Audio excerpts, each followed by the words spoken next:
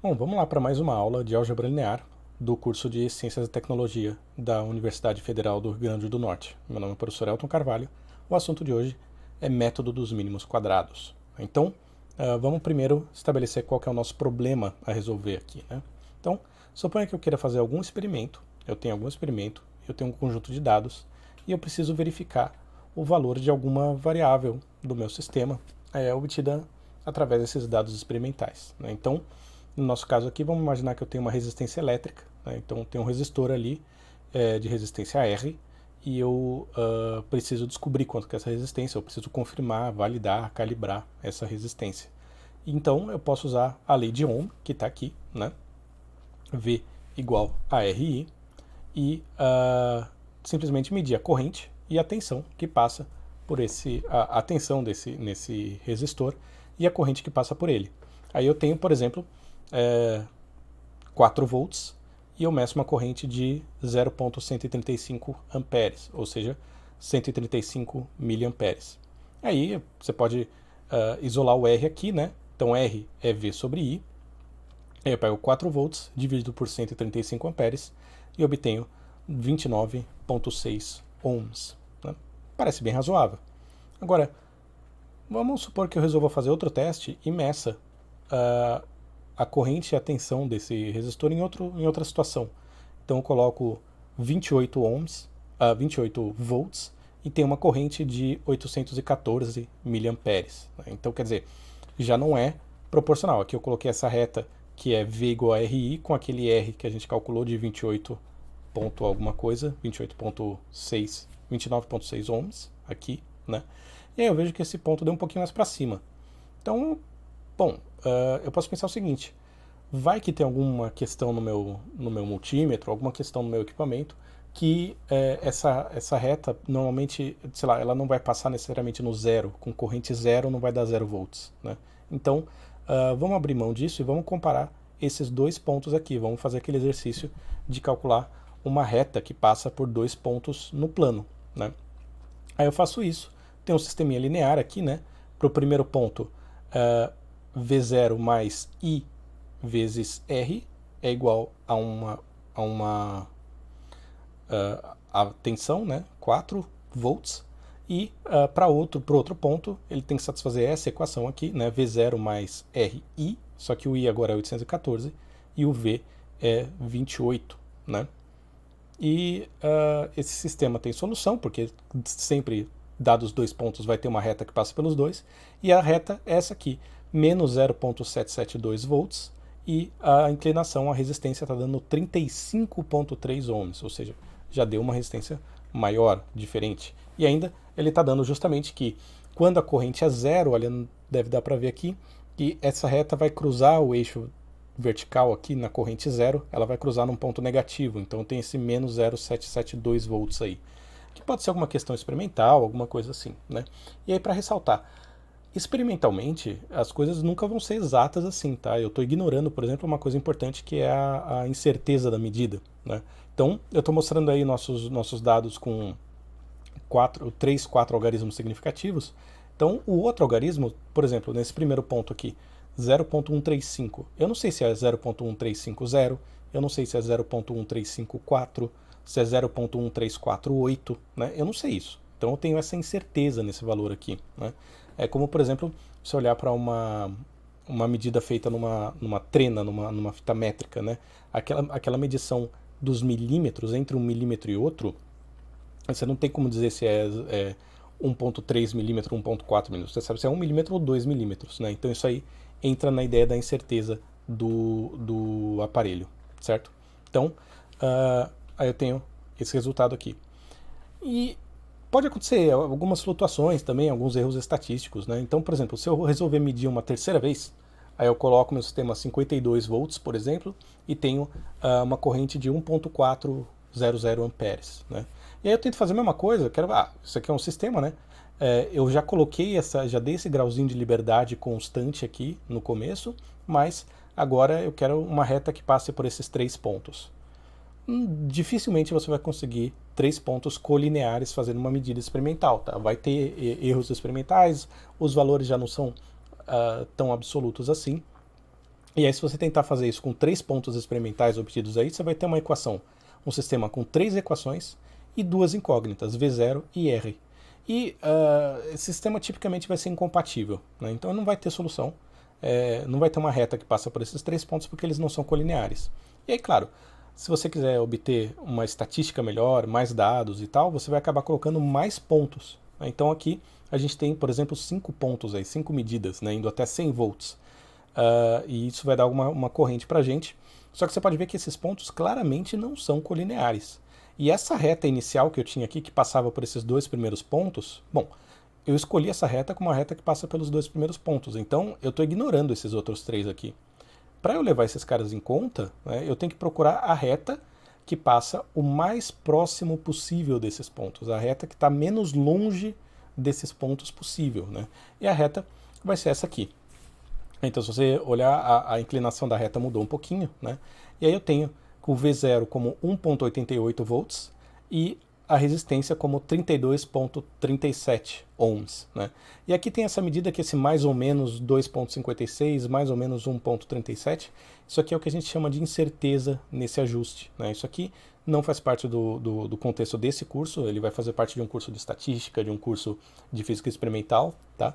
Mas isso aqui diz pra gente, olha, que 1,88 mais ou menos 2,56. Quer dizer, os dados que eu tenho aqui permitem que eu estime quanto que é esse V0 aqui numa faixa que tem 2,56 volts de largura, para cima ou para baixo, né? E é uma margem de erro que eu tenho nesse valor. E aí você pode ver que o zero, V0 igual a zero, está dentro dessa margem aqui. Então, parece que a nossa resistência ohmica é razoável, né? Assim, é uma flutuação, essa flutuação aqui parece ser realmente resultado de erro experimental.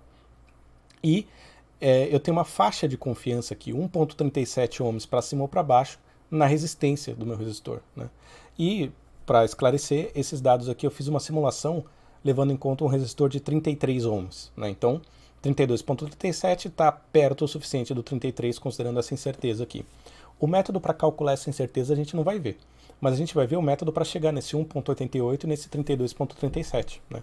Então, o nome desse método vai ser método dos mínimos quadrados, né? Então, a ideia é a seguinte, eu tenho esses resíduos aqui, né? Vamos pegar o gráfico inicial, em que a gente tinha os nossos 5 pontos aqui, acho que não sei se dá para ver essas cruzinhas aqui vermelhas, né?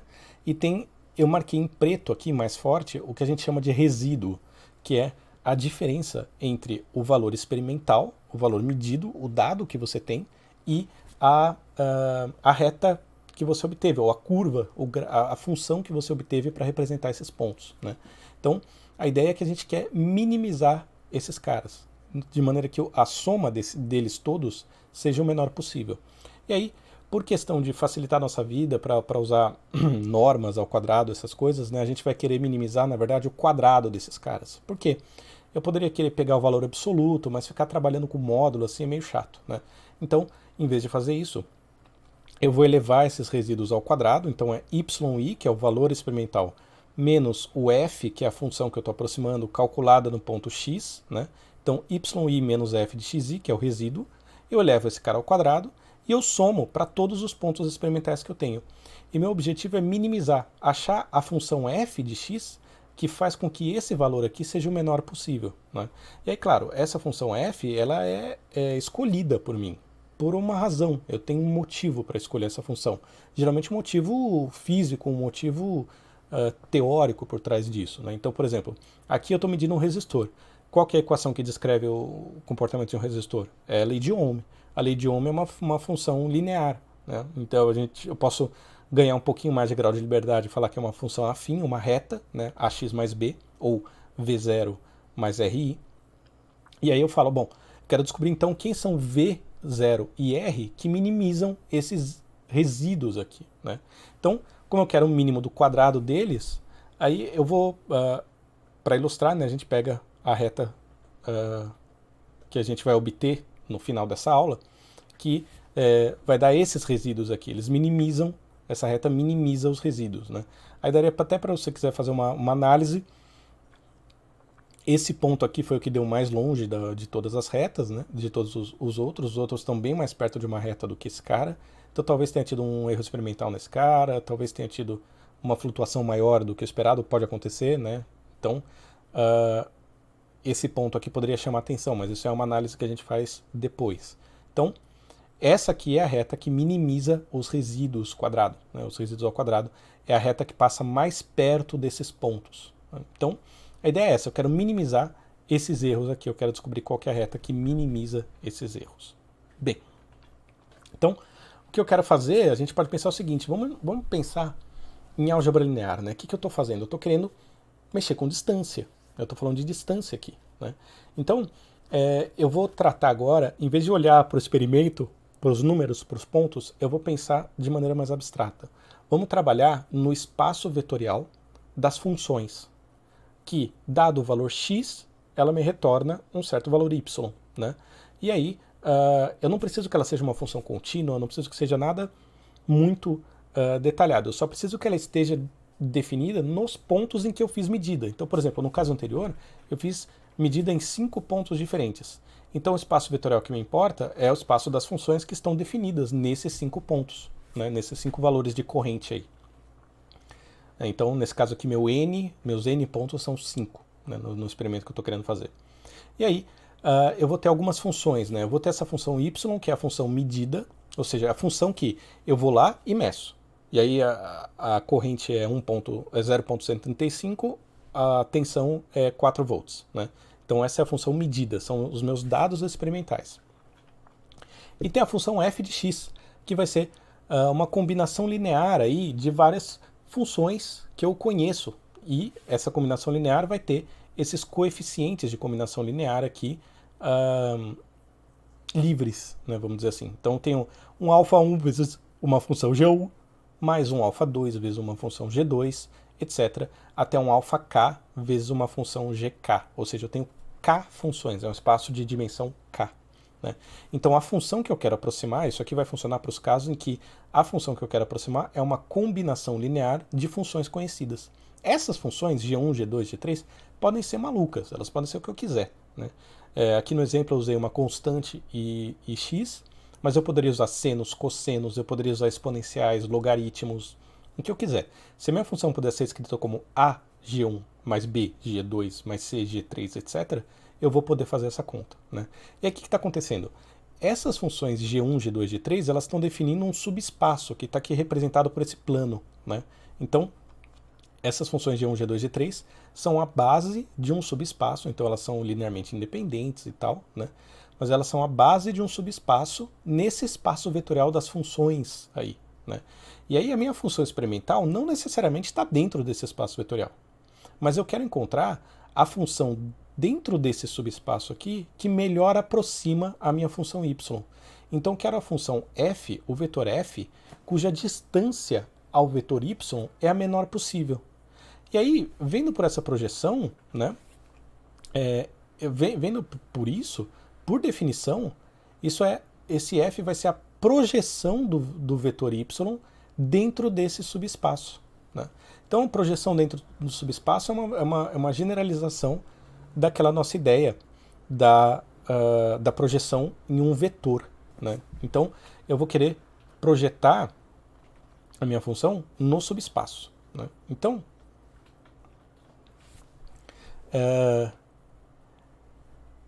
a gente vê mais detalhes disso nas videoaulas anteriores, mas a ideia é que eu quero então encontrar a função tal que y de x menos f de x seja o menor possível. E isso vai acontecer quando o f de x é a projeção do y nesse subespaço aqui, né? Então, e vice-versa, né? C e somente C. Quando essa distância yx menos f de x, ou seja, a norma desse vetor for mínima, esse f de x vai ser a projeção. E quando o f for projeção, essa norma vai ser mínima. Eu vou minimizar essa norma, né? É só você pensar justamente na geometria. Se você tem um plano que eu pego a normal a esse plano saindo da ponta do vetor, ela vai dar no meu outro vetor. Qualquer outro plano do espaço, eu vou ter uma distância maior para percorrer, né? Então, nesse caso, dá para fazer uma demonstração um pouco mais detalhada, eu posso publicar um vídeo sobre isso, mas a ideia é essa. E aí o que vai acontecer?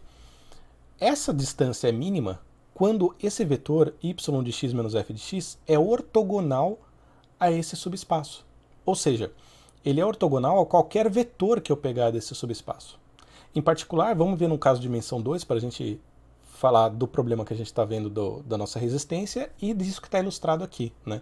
Então eu tenho dois vetores na base desse subespaço, G1 e G2. Se o meu y menos f de x for ortogonal ao G1 e ao G2, né? Então y menos f é ortogonal a G1 e y menos f é ortogonal a G2, ou seja, o produto interno dá zero. Então isso significa que essa função f é a projeção do y nesse subespaço aqui de dimensão 2, né? Então, agora, quando eu estiver falando dos vetores, né, eu vou omitir esse y de x, esse f de x, porque senão fica muito poluída a nossa notação. E aí também eu vou começar a falar desses caras como vetores mesmo, tá? Escrever em negrito e tal. Aí depois a gente volta para a expressão na forma de função dessas coisas, tá? Então, meu objetivo é achar a função f, que é a projeção da função y nesse espaço G1, G2, por exemplo, né? Então, nesse subespaço aqui. E eu vou achar isso quando esse produto interno for zero e esse produto interno for zero, e isso para cada um dos vetores da base desse subespaço, né? Então, se a minha função é a combinação linear de 8 vetores, eu vou ter 8 produtos internos que tem que dar zero aqui, né? E aí, a gente pode manipular essa expressão, né? Então, quem que é o f? O f é essa combinação linear, α1, G1, α2, G2, né? Mais α2, G2. Aí, como eu estou subtraindo, né? Então fica y menos α1, G1 menos α2, G2. E a mesma coisa aqui. Produto interno de G2 com y menos α1, G2 menos α1, G1 menos α2, G2 dá zero. Ou seja, eu tenho aqui dois produtos internos, duas equações, né? E duas incógnitas, α1 e α2, que é o que eu quero descobrir, né? Então, vamos manipular essa expressão, né? Aqui a gente tinha a informação que a gente tinha antes. E aí eu vou escrever esse produto interno aqui, produto interno de uma soma de vetores, eu vou escrever como uma soma de produtos internos. E aí eu já vou passar tudo que é negativo para um lado, tudo que é positivo para o outro.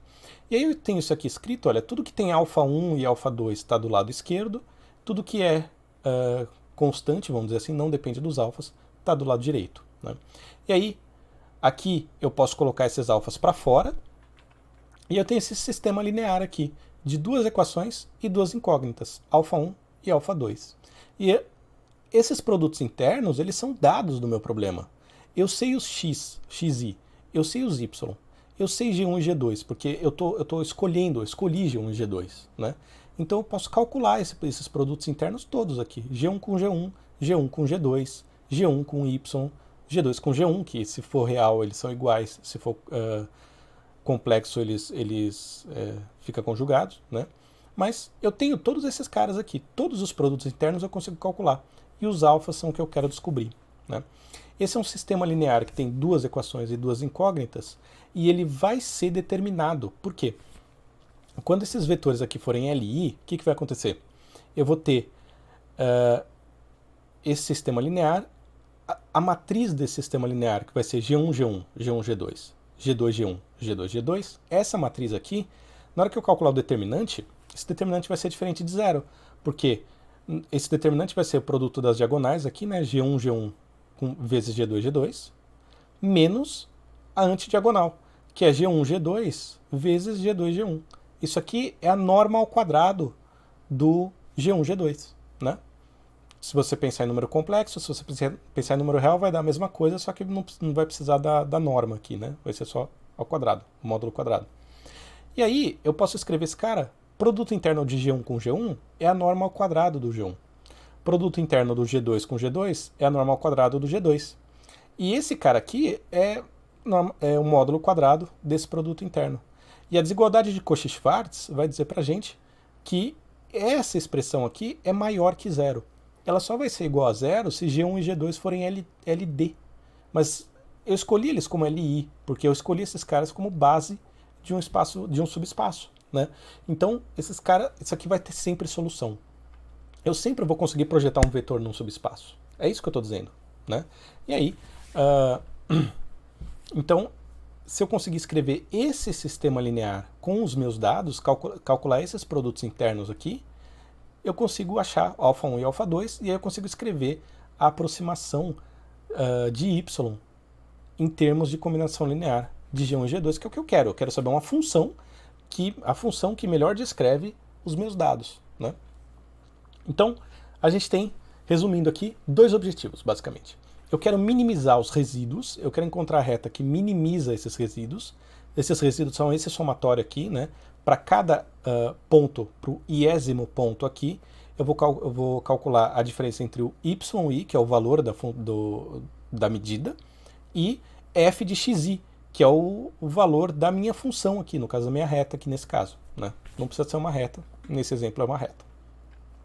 Só que eu também quero minimizar a norma, e também minimizar a norma é minimizar a norma ao quadrado, então a gente não vai ficar trabalhando com raiz quadrada aqui, tá? Eu quero minimizar a norma ao quadrado desse vetor y menos f aqui.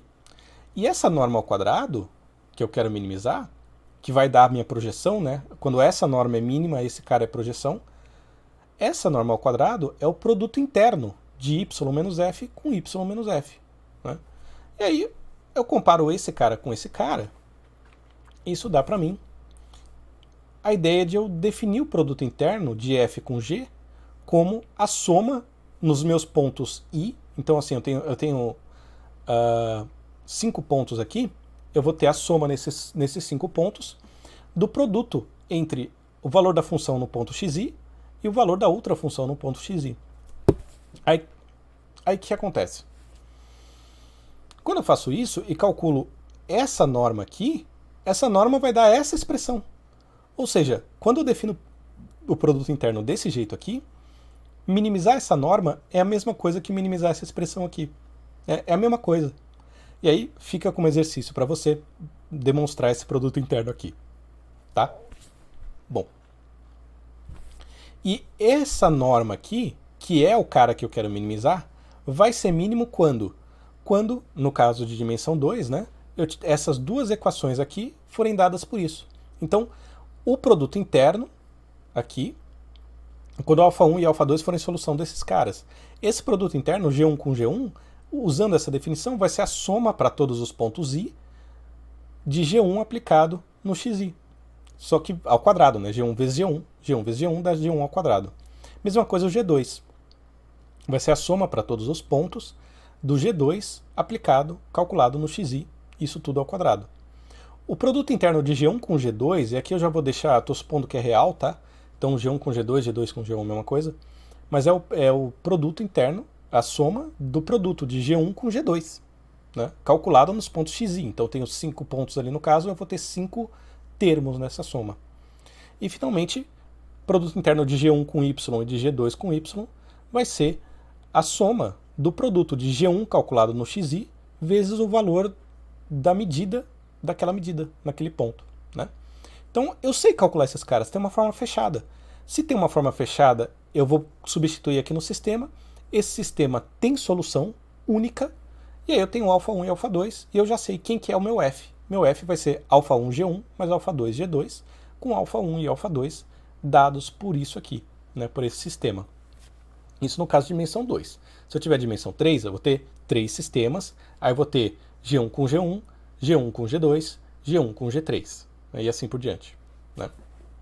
Depois, G2 com G1, G2 com G2, G2 com G3. Esses produtos internos todos, essas combinações todas, né? Então, vamos resolver esse sistema linear.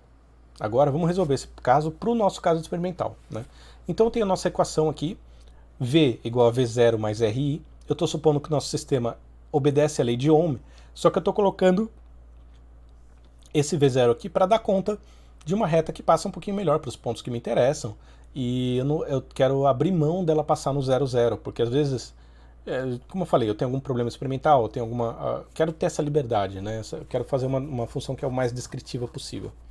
Aí, para a gente não ficar confundindo a nossa notação do i de corrente com o i do xi, né, eu vou mudar isso aqui, dizer que isso é meu vf de x, a função que eu quero calcular, e ela é a mais bx. Né? Então eu tenho as constantes a e b, os escalares a e b, e eu tenho os vetores g1 igual à função constante 1, e g2 é a função x.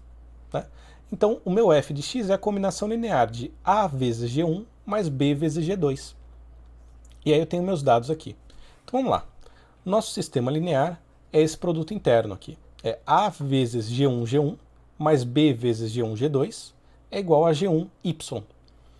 E A vezes G2, G1 mais B vezes G2, G2 é igual a G2, Y. Então agora vamos calcular esses caras. Todos esses produtos internos eu consigo fazer usando a definição e usando quem é G1 e G2 aqui, né? Então o produto interno de G1 com G1 é a soma para todos esses 5 pontos aqui da constante 1 aplicada em 0,135, que dá 1, mais a constante 1 aplicada em 0,814, que dá 1, e assim por diante. Então eu vou ter 1 ao quadrado aqui, né? Porque é G1 vezes G1, então 1 vezes 1, 5 vezes. Então esse cara vai dar 5, né? Agora, próximo produto interno, G2 com G2. Isso aqui é a função x vezes a função x calculada em cada um desses 5 pontos aqui.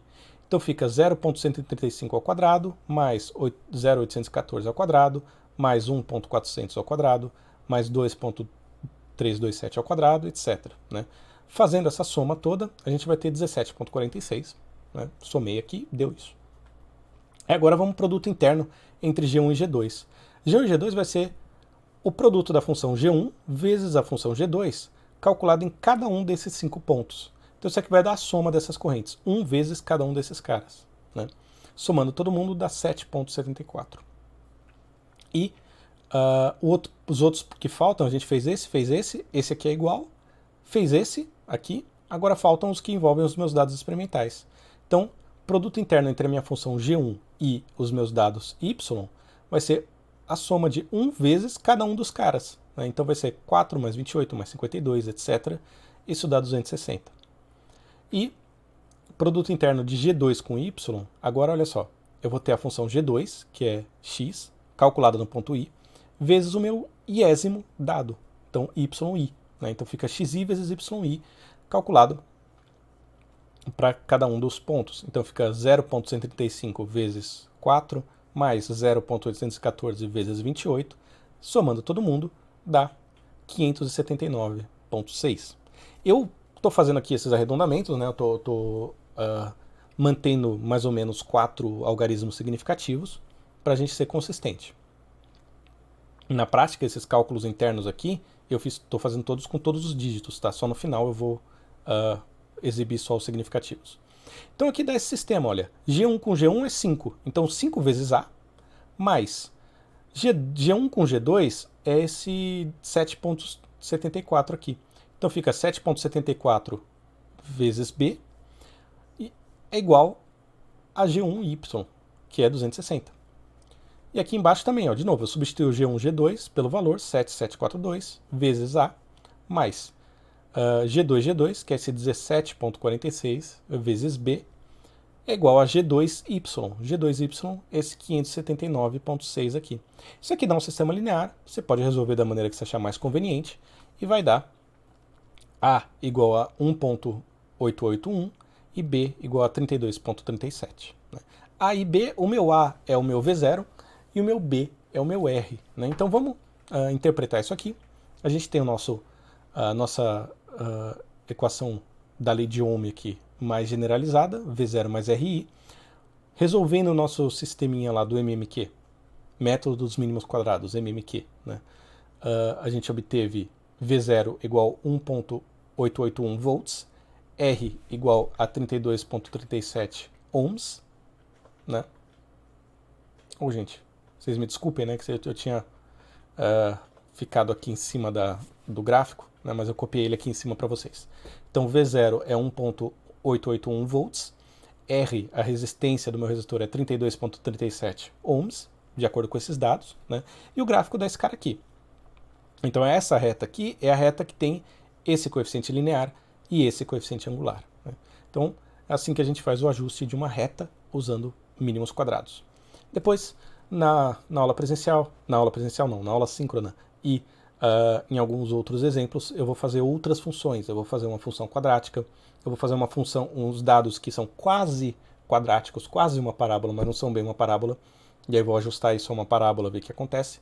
E vou ver um caso em que as funções não são lineares, tipo um caso exponencial, um crescimento exponencial. Como é que a gente faz? A gente lineariza essa função e aí executa isso. Quando a gente lineariza, a gente escreve o nosso sistema como uma combinação linear de funções conhecidas, né, funções definidas desse espaço vetorial, e aí a gente consegue escrever isso. Então, escrever esse sistema MMQ e resolver, e achar os dados, né? Só que a gente vai ter que trabalhar com os logaritmos e tal, né? Então a gente vai fazer isso nos outros exemplos, certo? Então a ideia é essa.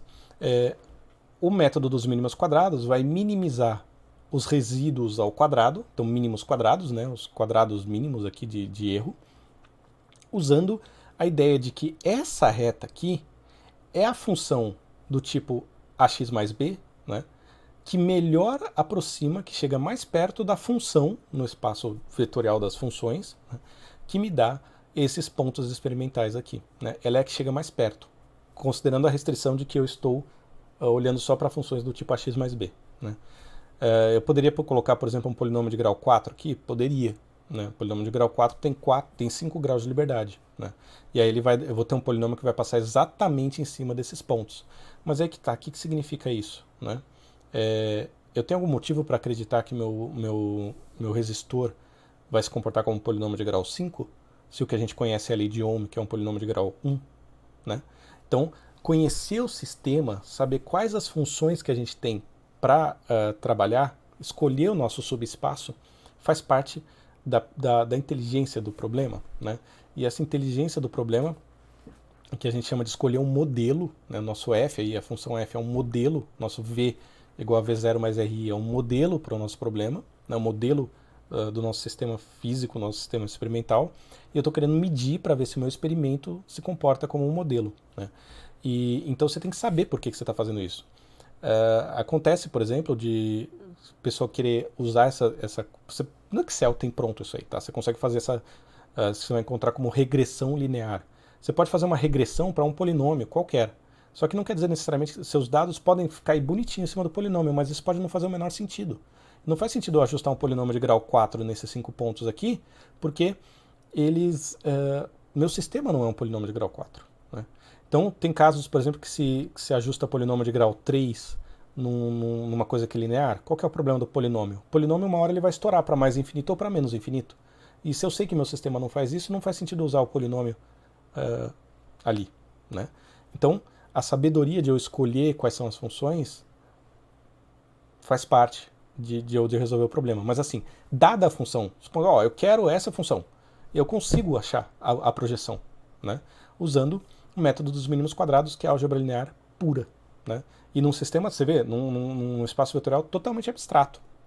É claro que eu posso dizer que, olha, esse espaço vetorial, na verdade, ele está no R5. Ele é análogo ao R5 com o espaço vetorial, com o produto interno usual. Por quê?